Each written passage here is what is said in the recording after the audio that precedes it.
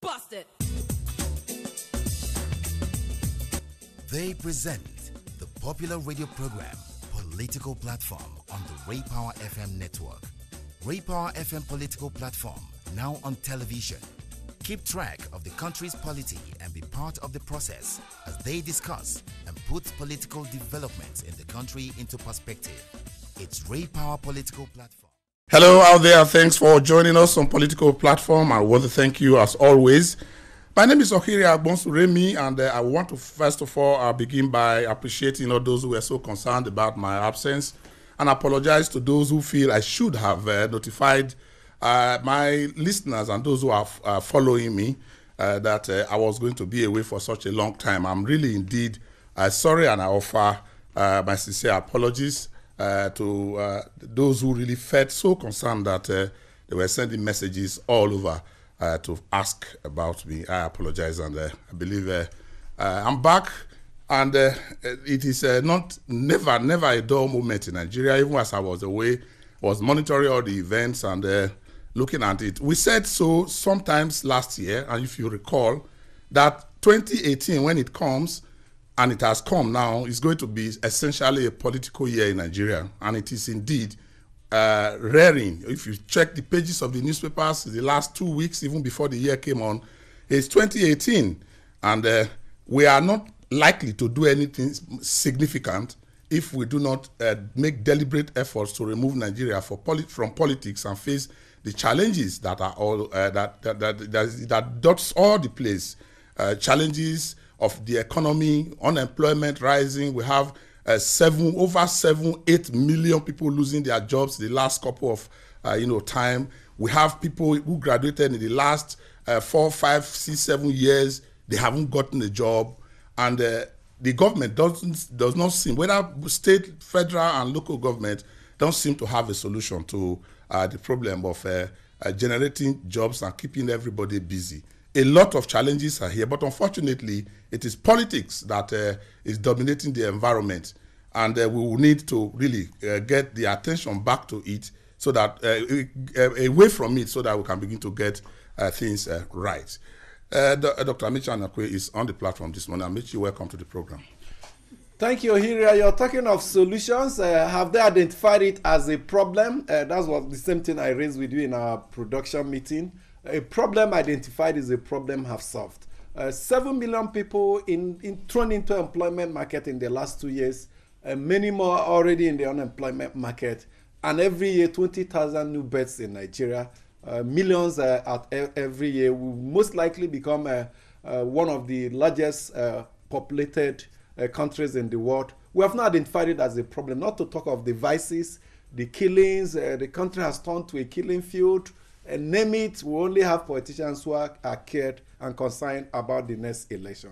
What about the next generation? That's a problem. We need to help them, to tell them there's a problem. There's a problem with the structure of Nigeria that the president says is not a problem. We need to free the component states to begin to generate wealth and to begin to also partner with the private sector to provide the much needed jobs. These are the agenda that should, of course, we should put on the table in this new year. I think the challenge, Uju, is that even when we identify the problems, even when you have, I guess, everywhere around the world, everywhere where you have 2-3 Nigerians on the table, the problem of Nigeria will dominate their discussion. And it does appear that almost everybody seems to have one suggestion or the other how to go about it.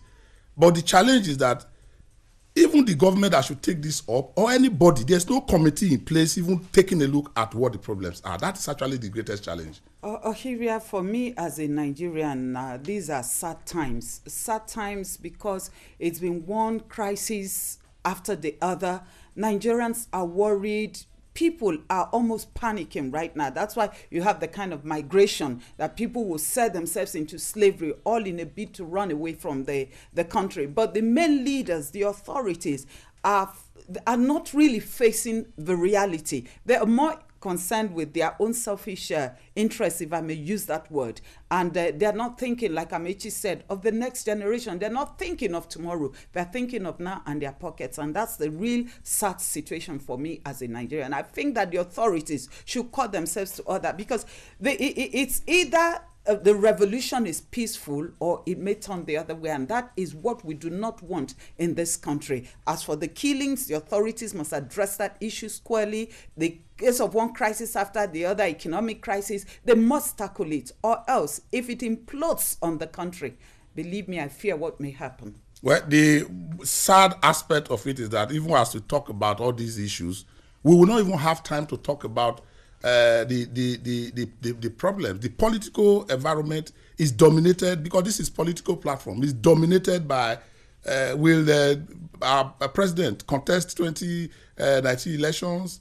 Is the APC ready? Is the PDP? Who is going to? These are some of the issues. If you get to the pages of the papers, letters are flying to the president. Prophets are all over the place, taking their turns to say who is going to be president. All that is going on. Ijoma is one that we saw the chairman of the APC the weekend saying, as far as they are concerned, they are not aware the president of the intention of the president to contest 2019. Ohiria, I think the problem Nigeria has is the political class, because when you do not have a strong opposition, democracy will not live. As of today, APC do not have opposition, because what is happening in PDP is terrible. Remember what happened 2014, the year preceding the 2015 election. By this time, the Jonathan administration was already standing up. They were not sitting down, because they had people who were on their toes, telling them this is what Nigerians need. What is the PDP doing? What about the other 66 political parties? We have 67 political parties now, and nothing is happening. And APC is just flying, and whatever they like, that's what they do. They come today to tell you the president is not campaigning, and the president went outside this country to tell the people out there, Nigerians that are in diaspora, that he is ready to run. And if, whether you like it or not, even if it's a rumor that the DG campaign organization has been appointed, that thing, go and investigate it. You'll find out that it is true. So if the APC, of course, it has not been denied. Yes, if the national chairman is coming out to tell us we do not, the president has not told us. Yes, he has not, because he has not declared his intention to the party. He has not gone to the party to say, I want to purchase nomination and show of interest form. That we are waiting, because primaries will soon start, whether they like it or not. But nothing is happening. The PDP keep coming out with written papers every day. 2014, APC was in the media all the time, whether social or the ordinary media, the mainstream media. They were there talking to Jonathan and his administration. They stood up and they were trying to do things. Look at the killings. What is the PDP doing? Paper. That is not what we want. What are other political parties doing about it? Come out boldly. I don't know what they are afraid of. According to Fayose said they don't want to come out to tell us we are contesting. Then let me come out, because it's like they are afraid. That's what I see. Well, on the program today, we are going to be taking it out off the camp of the blame game that is going for the president, because everybody will say President Muhammadu Buhari is the one that is the problem of everybody. In fact, if two are fighting in Oshodi, it's the president that is responsible.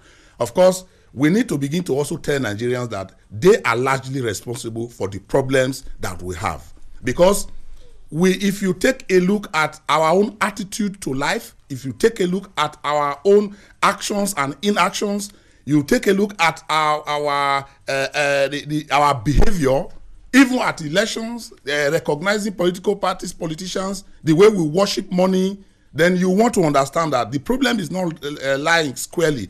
That, like the former president said, President Olusegun Obasanjo said, some persons castigated him, that if our Lord Jesus Christ were to come to Nigeria and be president, there will still be problem, because the people, the followers he will have, are not ready to follow what he want to do, and the system is not in place. So we'll be taking it to... I agree with you, Hiria. The role of the people, the actions of those in government, we always condemn it. We also talk about their inaction. But what about the followers? The followers. The inaction of the followers. I was just listening to a radio as I was driving to the office this morning, and some listeners were calling in, were advocating for a new party outside PDP, APC. I said, they will bring people from Ghana. They will bring people from Ghana to come. Togo. Are they not Nigerians? Will it not be the same character, the same mindset? Except the people change. I was just at a filling station, the NPC mega filling station in Amobia, near Oka, over the festive period. Long queue, up to 2 kilometers. then some people will want to offer a bribe of 1,000 and they allow you to go in through the exit point. It was a coordinated racket, and the people were there. They were helpless. I was just waiting to see one gentleman asked for support to approach that other exit point and join issues with the policemen who were coordinating the racket and other staff of the station. But nobody was willing. Everybody wants, let me just my cue. It's your right to go and ask them, Mr. Policeman, why are you collecting money and allowing people? And there were more cars going in through the exit point than those that were on the queue. So it tells you a story of the people being docile,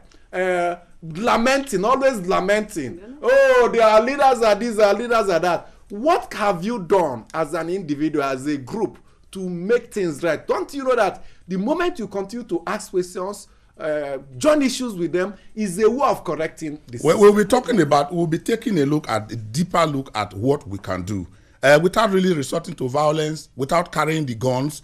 What we can do as a people, take possession of the system and make sure that our leaders have reasons to think twice before they take action. Because the free-for-all that is going on is as a result of the taking for granted of the people. They will not do anything. They will complain after a few days. That will be it may not quite be like that. Like the example that Amechi gave. Going to challenge those police officers may be a suicide mission. So we are afraid of a suicide mission. If the day we will stop being afraid of a suicide mission as a people, that is the day we'll get our salvation. Because this idea of my husband, I don't want my husband to go to Eagle Square. I don't want my wife to go to work today because there's going to be a problem. Let us just stay in our house. After all, we have Gary and a bar to eat. That is the beginning of a problem. Iran, they are out on a peaceful protest on the street. Yes. Over 20 people have died. They are still on the street. They are not carrying guns. Even China. So it's not a question of we must be able to tell the people peacefully, the government peacefully, that we do not support some of the ideas that are going on. If we want collectively an idea to fly well, the people must talk. And if we cannot protest, let us use our voters card. How many people go out to vote? We will talk about percentages of voters in Nigeria, and you will be amazed. You will be amazed how many people sit down in their houses and expect things to go well without going out to go and vote. And they say it doesn't really matter. It matters. Yes. But those are some of the things. We'll be coming back in a short while. Let's go to our mailbox. Who will bell the cat? Where it is a question of people must take their destiny into their own. Let's go to the mailbox, politicalplatform@yahoo.com. It's the mail segment, and I'm Amaka Okoro. And I'm Etenikan Akipu. You're welcome. We'll begin with a mail from Monday Ame in Abuja, and he writes on Nigeria's rail transport. The mail reads, amidst the unfortunate killings of innocent Nigerians in Benue and other parts of the country, which is barbaric, reprehensible, and highly condemnable, there are some positive developments in parts of the country that deserve a mention on this auspicious program. The landmark concurrent launch of new locomotive and coaches for the Kaduna-Abuja train service, as well as the inauguration of the Kaduna Inland Dry Port last week by President Muhammadu Buhari, will go a long way in redefining rail transportation in Kaduna-Abuja routes, provide employment opportunities for the unemployed, and will ultimately contribute significantly in the ease of doing business. I commend the President, Ministry of Transportation, Kaduna State Government, and all who partnered with the government to ensure this laudable project becomes a reality. I call on the federal government to ensure that all the ongoing rail projects across the country and work on the remaining inland dry port to be sited in Ibadan, Aba, Kano, Jos, Funtua, and Maiduguri are completed. God bless Nigeria. And Emmanuel Ocharifu in Maraba, Nasarawa State writes on the recent killings, and he titles this Nigerian Trouble of Terror. He says, just as we are still licking the wounds sustained from the terror attacks on the New Year Day at Logo and Guma local government areas in Benue State, where about 50 persons were gruesomely murdered, another ugly incident of massacre of 16 persons, including a village head, was reported in Logo local government of St. Benue State. The passage of anti-grazing law protects both the farmers and herders. States in Nigeria are allowed to make laws for the good of its citizens, hence the establishment of state houses of assemblies. There is anti-alcohol and Sharia law enacted by some states of the north, similar to anti-open grazing law in Benue State, and there have never been any massacre in reaction. Nation is gradually sliding into a state of nature. God forbid, Nigeria cannot fail. The clock is ticking very fast towards a wrong direction. Disasters are loading and loading with signals of self-destruction. Please, can somebody press the cancel button to halt the pending doom? And Shaibu Abdullahi from Jukwe in Abuja is reacting to the recent appointment from the presidency. The mail reads, I watched with shock the explanations given by the chairman of the All Progressive Congress APC, Chief Oyegun, on the appointment of dead persons in the recent federal appointment. In his words, the party was aware of the appointments, which started 2 years back, but was not carried along in the final list. The lesson I learned from these explanations is that there are lots of inconsistencies and communication gap in their policies. I'm beginning to doubt the competence and commitment of this government. As a political scientist, I advise those who were saddled with these responsibilities to apologize to Nigerians for allowing these avoidable mistakes to take place, because this has shown their level of negligence and carelessness. May God guide our leaders. And this is how far we can go on today's mail segment. Keep sending your contributions to us. Send them through to us to politicalplatform@yahoo.com. Thank you so much for remaining with us on the platform. And where do we really take it from? But let me just appreciate those who've been writing, sharing with us their views on the program, on the situation with the Nigerian political environment. Those who have your views, very wonderful views and suggestions. The worry is whether those suggestions actually go to the right ears and whether they are heard. Just like some people are wondering if what we say here on the program every day means anything to anybody, if we are not just blowing wasting all our time here and talking about it. The government don't listen, the people don't listen. It's just like just say what you want to say and just get out from there. Just at the weekend, nearly 500 Nigerians, about precisely 481, that is the last batch now of Nigerians stranded in Libya who were moved into this country. You will not probably understand the enormity of the problem of Nigerians who get stranded out there until maybe you talk to one of them, or you have the privilege, like those, I will call it privilege, those who have gone, they have the privilege of going to see it out there by themselves, and those who survive to come back. Many more number of people die along the road in the high sea and nobody reports them.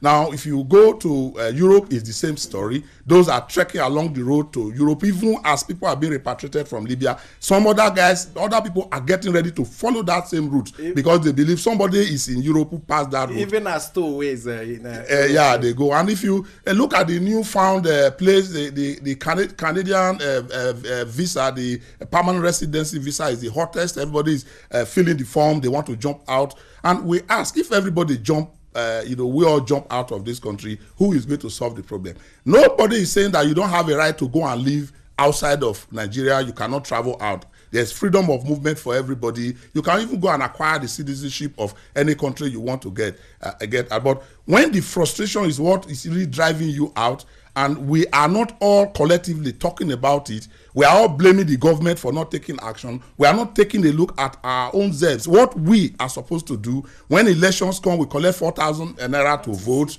And I saw it in Edo State, my state. Everywhere they collect money and then they organize salt and rice and distribute them. And then at the end of the day, we come back and blame the government for not doing the appropriate thing. We want to ask ourselves, are we really serious a people? To me, collectively, we are not serious. We are not a serious people at all. And I beg to be anybody, I apologize for those who may think that I'm generalizing. But when the larger population of a people overwhelmingly are not serious, what do you say? The few people who appear to be serious, like the Charlie boy who would at 66 years come out and brace the tear gas and tell the government, look, we need to do something. And people say the man is busy, just attracting attention to himself. His man is just busy. He's a busybody. He has no job. That's why he's doing that. And the man is tear gassed and people are wounded. We just go back and talk about it. The Nigerian people need to realize that the government is made for the people. The government is created. They are the people. The yeah, they are the employers of government. We need to stand up and vote appropriately. If those we voted for are not doing the appropriate thing, there's a power to recall in the National Assembly. There's power of impeachment that rests with the National Assembly. But unfortunately, we just talk about it. Anywhere you find 2, 3, 4, 5 Nigerians, it's the problems they are talking about, and maybe possible solution. But unfortunately, and some of them are taking it to the spiritual realm. Well, that is the newfound place. Nigeria has become the most prayerful country. If you just announce that everybody bring your husband for prosperity prayer, everybody will just go. And of course, there are more religious houses in Nigeria than things that will affect us directly. Hospitals. As at the last count, we have over 23,000 churches registered by the different CAC. Denominations. Yeah, registered by the CAC. We are not talking of those that are not registered. More will come. Nigerians are looking for spiritual solutions to earthly problems. I'm not saying that you don't have a spiritual solutions to that, but you help yourself. We spend more time in prayer houses, leaving everything to God, like they did in the Old Testament. When manna was falling, era. Any beautiful religious house, any beautiful edifice you see in any modern city is the religious house. Then look at the hospitals, look at our education, public-owned education institutions that are right off. Everybody now has a spiritual director. Those, even politicians at the top hierarchy, they even the most educated. They have people with so much education that you believe should be so exposed and rational. The way they have submitted themselves to the dictates of these marabouts, these spiritual directors, these daddy or what they call it, they take over their lives, they don't think again, is helping to increase the problems we have in this country. Okay, I think I do not see anything wrong about having so many religious houses in Nigeria. What do they do? But I think we should rather think of using them positively. You go to churches and talk to, because what I have seen in this country is that even the people trust their pastors more than their government. So the best thing we'll do is to talk to these religious leaders, educate your people, let them know that this country is in their hands. Which religious leaders are needed need to be look. You have to look at what is fueling the religious organizations setting up. The so-called religious organizations are not coming up because they want to do the work of God. That is not the reason. Coming for money. We all know now. We understand. We could use them. There are a few of them who are focused. There's no doubt about it. There are a few of them who are focused. If, for goodness sake, some of us attended religious schools. I attended a Catholic primary school, and the secondary school I attended was set up by the Ahmadiyya movement.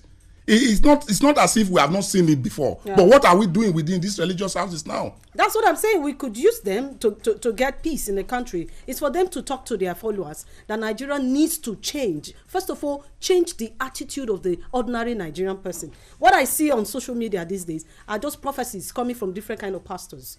Prophecies of 2019. This person must not vote. That one will not run. That's what we are seeing now. Talk to the people. Let them change the tide. That's what we need. Ohiria, you have to understand that why a lot of people run to churches, run to religious houses is because it gives them a kind of hope. Yes. No matter the hopeless situation, it keeps telling you it's all right. Because people are so disillusioned. It's a matter of faith. Again, yes. But again, they ought to understand, even the Bible says faith without works is dead. So there must be works to go along with your faith. So if you're hoping to make it and you're a lazy man, you sleep till 12 o'clock, of course, look at even in the Bible, you look at Apostle Paul. He was a tent maker along with being an apostle. Yes. He wasn't an idle person. Peter was a fisherman. Thomas was a tax collector. No, now Luke was a physician. These days you don't need to have any work. Just write 20 amen. Everything will just come to pass. You see, we need to look at that. And at the same time, our people need to talk to themselves. Our people need to talk to themselves. We are our major problems, the followership. Because so long as you keep taking the every 4-year largesse from politicians and you throw away your conscience, so long you will keep having the wrong leaders. You call it largesse, peanuts. Exactly. You trade the future of your children for 4,000, 5,000. The followership, if politicians politicians are rigging elections is through the followership. You look at the primary school teachers who are co-opted as electoral officers. They are the ones who aid, regardless of the fact that their salaries may not have been paid for 1 year. You look at anything that the leadership is doing to defraud the people, it is the ordinary Nigerian that helps him to succeed in doing that thing. So we need to talk to ourselves, and then again, living above our income, living above our means. We need to caution ourselves. That's why corruption is so endemic, and it is a real Herculean task to uproot it. We need to have a rethink, all of us as a nation, the followership, the leadership, whatever place you find yourself. Go and repent if I may use that word. One of those things I believe must be done for us to begin to have a direction is to set up a system. The other countries around the world don't run government, they run systems. It is system. If you go to America, it is the system that runs. You can't the institutions. The institutions. If you go there, if you are a Donald Trump, you can't, they cage you down. Yes. You make a presidential order, somebody tells you no, it can't work because the system is there. But we don't have a system here. It is government that we have. The government makes a pronouncement and it is law. That was why the former president deciding to, talking about Goodluck Jonathan, decided to set up a university for his community in Otoke, decided to establish 9 universities, just one day, no law backing them up, just say 9 universities are hereby established. Nobody asked the questions. The university in Abuja, where the president is running from, how many faculties do they have? How many students can they accommodate? What is their budget? This is what you use structure. Or the current incumbent president insisting that a railway must pass through his village without telling us the nature of commercial activity in that place. The cost benefit analysis, like you said, this government, they come with their own idiosyncrasies, and it becomes our plan. We have plans, national development plans, which institutions and system can deliver. But because it's a way of government, they come with their whims and caprices, sudden ideas and sudden change of mind, and they begin to run our government that way, and we fold our hands and encouraging and clap for them, and we don't ask questions and we don't join issues. Well, we have to go from here. That our time is up, and that is where the problem is. When they do it this way, what do we do as a people? We just clap and accept it. We are hopeless, and they will just complain. Well, I must appreciate you for staying with us. And I also want to appreciate my colleagues for holding the brief for me. Some persons complain that, look, Agbonsuremi, if you are away, what are we going to do? And I told them that my colleagues would do it, and they did it. It doesn't have to be myself alone, and I believe that everyone, including those who are punching the buttons and those who are engineers, everybody concerned, make a success of Ray Power. And that's why we continue to be number one. Let's do it tomorrow when we come back. And remember to drop us a line through politicalplatform@yahoo.com. Bust it.